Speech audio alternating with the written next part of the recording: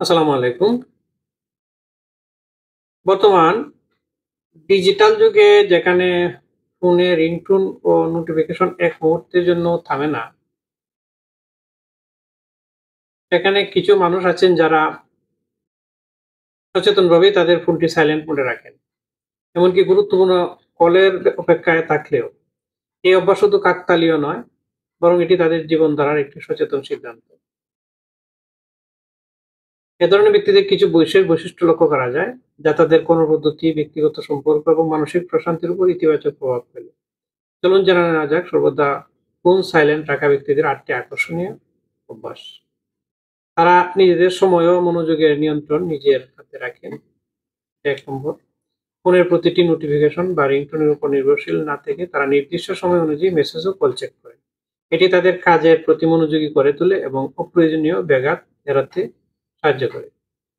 ২ নম্বর হচ্ছে গুরুত্বপূর্ণ কলের জন্য বিকল্প ব্যবস্থা রাখেন। সাইলেন্ট ফোন মানে দায়িত্বহীনতা নয়। তারা গুরুত্বপূর্ণ কল মিস না করার জন্য বিকল্প ব্যবস্থা রাখেন। যেমন বন্ধু বা পরিবারের সদস্যদের কলের আগে মেসেজ করতে বলা, নির্দিষ্ট সময়ে কল চেক করা বা ক্যালেন্ডারে রিমাইন্ডার সেট করা। ৩ নম্বর, এলোমেলো নোটিফিকেশনের উপর নির্ভরশীল নন তারা। তারা টু ডু লিস্ট বা ডিজিটাল ক্যালেন্ডারের সাহায্যে কাজের তালিকা তৈরি করেন, যাতে রিংটোন বা নোটিফিকেশন ছাড়াই কাজের ধারা অব্যাহত থাকে। এটি তাদের সংগঠিত ও স্বনির্ভর হতে সহায়তা করে। ৪ হচ্ছে বাস্তব জীবনের মুহূর্তে গভীরভাবে উপলব্ধি করতে থাকেন, উপস্থিত থাকেন। যেহেতু তাদের ফোনের স্ক্রিন ক্রমাগত জ্বলজ্বল করে না, তাই তারা সামনাসামনি কথোপকথনে গভীর মনোযোগ দিতে পারে। এটি তাদের সামাজিক ও পারিবারিক সম্পর্ককে আরো দৃঢ় করে। তারা সুস্পষ্টভাবে সীমারেখা নির্ধারণ করে।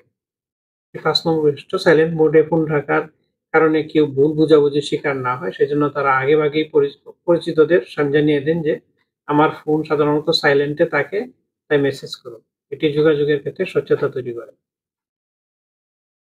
৬ নম্বর, তারা fear of missing out FOMO থেকে মুক্ত। অনেকে গুরুত্বপূর্ণ কিছু মিস হওয়ার ভয়ে ফোনের উপর অতিরিক্ত নির্ভরশীল থাকেন, কিন্তু সাইলেন্ট মোড অনুসরণকারীরা বুঝতে পারেন যে সত্যিই জরুরি কিছু হলে মানুষ অন্য উপায়েও যোগাযোগ করবে।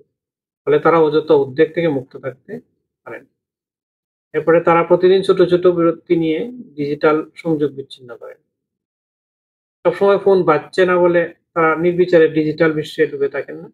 তারা বই পড়া, কাজ করা বা অবসর উপভোগ করার সময় সম্পূর্ণভাবে সেটিতে মনোযোগ দিতে পারেন।